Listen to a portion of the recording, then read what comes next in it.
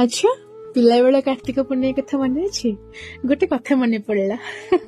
ଓଡିଶାରେ କାର୍ତ୍ତିକ ପୂର୍ଣ୍ଣିମାକୁ କିଛି ସ୍ତ୍ରୀ ଲୋକମାନେ ଡଙ୍ଗା ଭସା ପୂର୍ଣ୍ଣିମା କୁହନ୍ତି। ବୋଧେ ଦେଢଶୁର କିମ୍ବା ଶ୍ୱଶୁରଙ୍କ ନାଁ ଥାଏ ନୁହେଁ? ଗାଁରେ ପିଲାବେଳେ କାର୍ତ୍ତିକ ପୂର୍ଣ୍ଣିମା କଥା ଶୁଣିଲେ ଭାରି ଖୁସି ଲାଗେ। ପୂର୍ବ ଦିନ ସନ୍ଧ୍ୟା ବେଳୁ କଦଳୀ ଗଛରୁ କଦଳୀ ପଟୁଆ ଆସେ। ସାହି ପଡିଶା ସବୁ ମିଳିମିଶି ସେଇଆକୁ ଗୋଟେ ଗଛରୁ ନେଇଯାଆନ୍ତି। ଜେଜେମା ବାରଣ୍ଡାରେ ଆମ ନାତି ନାତୁଣୀଙ୍କୁ ବସେଇକି ଡଙ୍ଗା ତିଆରି କରେ। ସେଥିରେ ଖଡିକାରେ ବଳିତ ତିଆରି କରେ। ପାନ ପତ୍ରରେ କେବଳ ଗୁଆ ପଡେ, ଚୂନ ପଡେନି। ମୁଁ କିଏ ମାଲୋ, ପାନ ଦବୁ ଯଦି ଚୂନ କାହିଁ ଦଉନୁ।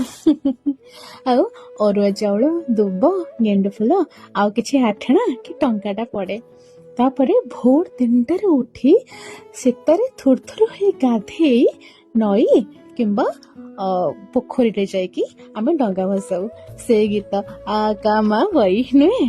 ଗାଁର ସବୁ ମନ୍ଦିର ଭୋରୁ ଭୋରୁ ଯାଉଥିଲୁ ବୋଉ।